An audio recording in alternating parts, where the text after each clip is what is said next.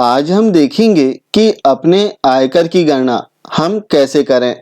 साथ ही हम देखेंगे कि यदि हमारे एनपीएस में राशि जमा हो रही है तब अतिरिक्त 50,000 की छूट हम कैसे ले सकते हैं और इसके लिए शर्त क्या है। सबसे पहले हम देखते हैं कि अपने आयकर की गणना हम कैसे कर सकते हैं। आयकर की गणना करने के लिए हमारे पास में कुछ दस्तावेजों का होना बहुत जरूरी है, जिसके आधार पर हम अपने आयकर की गणना करते हैं। इसमें सबसे पहला और महत्वपूर्ण दस्तावेज है हमारा वार्षिक वेतन विवरण, जिसमें पूरे वित्तीय वर्ष में हमारी आय कितनी हुई है इससे संबंधित जानकारी होना चाहिए और ग्रॉस पेमेंट के आधार पर हम अपने आयकर की गणना करेंगे। दूसरा जो दस्तावेज है कि आयकर की गणना करते समय हम विभिन्न धाराओं के तहत छूट लेते हैं, तो इनसे संबंधित दस्तावेजों का होना बहुत जरूरी है। तो सबसे पहले आप अपना वार्षिक वेतन विवरण तैयार कर लें। आपको अपने डीडीओ से भी वार्षिक वेतन विवरण प्राप्त हो जाएगा। जब अपने डीडीओ से वार्षिक वेतन विवरण आप प्राप्त कर लें तो इसमें जो ग्रॉस पेमेंट है, इस ग्रॉस पेमेंट के आधार पर आप अपने इनकम टैक्स का कैलकुलेशन कर सकते हैं। जैसे आप देखेंगे कि कुल 12 माह का, जिसमें एरियर्स भी इंक्लूड है, इसके आधार पर ग्रॉस पेमेंट तैयार हो गया। आप यहाँ पर देख सकते हैं, जैसे ग्रॉस पेमेंट यहाँ पर आया है 6,50,000 रुपए।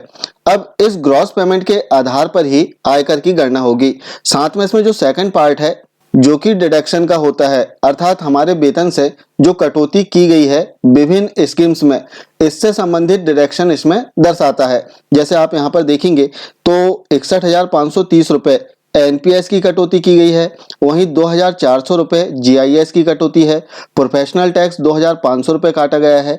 इस प्रकार से कुल 66,430 रुपए डिडक्शन हुआ है, अर्थात हमारे वेतन से कटौती की गई है।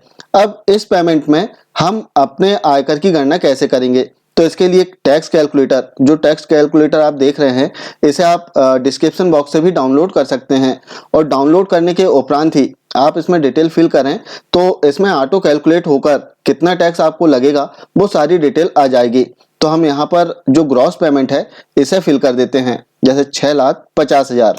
अब इसके उपरांत हम देखेंगे, हमने अमाउंट तो फिल कर दिया 6,50,000 रुपए।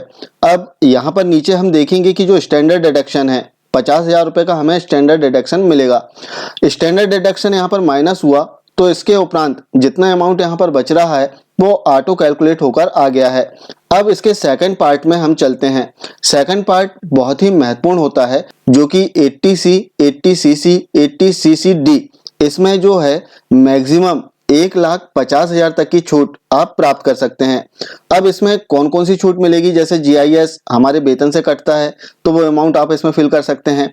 एनपीएस या जीपीएफ हमारे वेतन से कटता है, वो अमाउंट फिल कर सकते हैं। इसके अतिरिक्त आपके यदि कोई इंश्योरेंस है तब आप इंश्योरेंस का जो अमाउंट है वो भी फिल कर सकते हैं। इसके अतिरिक्त बच्चों की जो ट्यूशन फी है वो भी आप इसमें फिल कर सकते हैं। साथ ही इसमें जो होम लोन होता है या फिर एजुकेशन लोन होता है, इसका प्रिंसिपल अमाउंट भी आप इसमें इंक्लूड कर सकते हैं, लेकिन शर्त है कि इस पार्ट में आप मैक्सिमम 1,50,000, 1.5 लाख तक की छूट अधिकतम प्राप्त कर सकते हैं। तो इनसे संबंधित जितना भी अमाउंट आपके पास में दस्तावेज में हो, आप वो अमाउंट फिल कर सकते हैं। जैसे हम जीआईएस इसमें फिल कर देते हैं, जो कि हमने देखा था 2,400 रुपए, 2,400 रुपए जीआईएस काटा गया था, तो हमने फिल कर दिया। इसके उपरांत जो एनपीएस की राशि थी 61,530 रुपए, तो हमने 61,530 भी यहाँ पर फिल कर दिया। अब यहाँ पर यदि एलआईसी या फिर ट्यूशन फी या फिर प्रिंसिपल अमाउंट होम लोन या एजुकेशन लोन का हो तो आप फिल कर सकते हैं। अब हम नीचे चलते हैं और यहाँ पर हम देखेंगे कि सीट में ऑटो कैलकुलेट हो रहा है। यहाँ पर आप देख सकते हैं कि जो टोटल टैक्सेबल इनकम है वो 5,33,570 रुपए आया है। चूंकि 5 लाख क्रॉस हो चुका है, इसलिए इस अमाउंट में हमें इनकम टैक्स लगेगा और इनकम टैक्स 19,983 रुपए लगेगा। अब इसमें बात करें मात्र 33,570 रुपए की यदि कोई पॉलिसी हमारे पास में हो या ट्यूशन फी हो, आप केवल इतना ऐड कर दें तो आपका जो इनकम टैक्स है वो 0 हो जाएगा। जैसे हम इसमें एलआईसी में 33,570 रुपए फिल कर देते हैं। अब आप देखेंगे कि यहाँ पर जो टैक्सेबल इनकम है वो 5 लाख आ चुका है। अब 5 लाख में टैक्स लगेगा 12,500 रुपए, लेकिन 12,500 रुपए की हमें रिबेट भी प्राप्त होगी। इस कारण से जो टैक्स है वो हमारा जीरो हो जाएगा। अब हम बात करते हैं सेकंड कंडीशन में। सेकंड कंडीशन कि एनपीएस की राशि जिनकी जमा हो रही है वे अतिरिक्त 50,000 रुपए की छूट कैसे ले सकते हैं। आइए देखते हैं। जैसे यहाँ पर हम बात करें ग्रॉस पेमेंट की, तो ग्रॉस पेमेंट जैसे अधिक है, यहाँ पर थोड़ा सा हम बढ़ा देते हैं, 7,50,000 इसको कर देते हैं हम ग्रॉस पेमेंट। तो इसमें टैक्स कैलकुलेशन कैसे करेंगे और यदि एनपीएस की राशि जमा हो रही है तब अतिरिक्त 50,000 की छूट कैसे प्राप्त कर सकते हैं। तो इसके लिए हम जो सेकंड पार्ट है इसका, जो कि जिसमें हम छूट लेते हैं, इस पार्ट में आप देख सकते हैं। जैसे बात करें एनपीएस की, तो एनपीएस हमारा जो पूर्व में 61,530 रुपए था, हमने यहाँ पर फिल कर दिया, जीआईएस फिल कर दिया। अब यहाँ एग्जाम्पल के लिए मानते हैं कि हमारे पास में पॉलिसी है 1,30,000 रुपए की, तो हमने यहाँ पर 1,30,000 भी फिल कर दिया। लेकिन आप देखेंगे कि इस पार्ट का नियम है कि इसमें अधिकतम 1,50,000 तक की ही छूट हमें प्राप्त होगी, क्योंकि यहाँ पर अमाउंट यदि हम देखें तो अमाउंट अधिक हो रहा है। जैसे इन सबका टोटल हम करें तो 1,93,930 रुपए आ चुका है। अब करना क्या है ऐसी कंडीशन में, चूंकि एनपीएस की राशि हमने यहाँ पर लिखा है, तो इस एनपीएस की राशि को आपको दो पार्ट में कन्वर्ट कर देना है, दो पार्ट में आपको विभाजित कर देना है। सेकंड पार्ट आपको यहाँ पर लिखना है और यहाँ पर अधिकतम आप 50,000 रुपए तक की छूट ले सकते हैं। अर्थात इस पार्ट में 80CC-D1B में आप 50,000 तक का अमाउंट फिल कर सकते हैं। आप यहाँ पर देखेंगे कि एनपीएस का जो अमाउंट है 61,530 रुपए है, तो यहाँ पर 50,000 से अतिरिक्त जो आय है वो फिल कर दें। अर्थात यहाँ पर जो आय आएगी 11,530 रुपए और इसके पश्चात शेष जो अमाउंट बच रहा है 50,000 रुपए, तो आप यहाँ पर 50,000 रुपए ऐड कर सकते हैं। इस प्रकार से आप देखेंगे कि यहाँ पर जो राशि है वो माइनस हो गई है।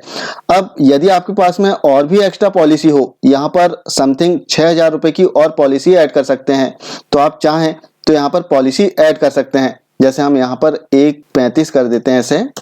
अब यहाँ पर आप देख सकते हैं कि हमारे एनपीएस का अमाउंट जो है हमने अलग अलग लिख दिया है, दो पार्टों में लिखा है। पहला जो लिखा है 80CC-D1B में जो कि 50,000 है, और दूसरा लिख दिया है 80CC-D में जो कि 11,530, और दोनों को यदि हम जोड़ेंगे तो हमारा जितना एनपीएस जमा हुआ है वो टोटल हो जाएगा 61,530 रुपए। अब हम नीचे स्क्रॉल करते हैं तो यहाँ पर हम देखेंगे कि जो टैक्सेबल इनकम है वो 4,98,570 रुपए आ चुकी है और 5 लाख से कम है। चूंकि 5 लाख से कम है तो हमें टैक्स नहीं लगेगा। तो आप देख सकते हैं यहाँ पर जो हमारा टैक्स है वो जीरो हो चुका है। तो इस प्रकार यदि आपके पास में पॉलिसी और जो ट्यूशन फी या फिर लोन का प्रिंसिपल अमाउंट अधिक हो, तब आप यहाँ पर इस अमाउंट को फिल कर दें। और यदि आपका एनपीएस जमा हो रहा है तो एनपीएस की मैक्सिमम राशि आप 50,000 तक यहाँ पर फिल कर सकते हैं। यहाँ पर ध्यान देना है कि अधिकतम 50,000 रुपए ही आप ऐड कर पाएंगे, इससे अधिक अमाउंट इसमें ऐड नहीं होगा। सेकंड चीज, इसमें जो प्रिंसिपल अमाउंट है होम लोन का या एजुकेशन लोन का, वो 1.5 लाख तक की जो लिमिट रहती है इसमें ऐड होता है।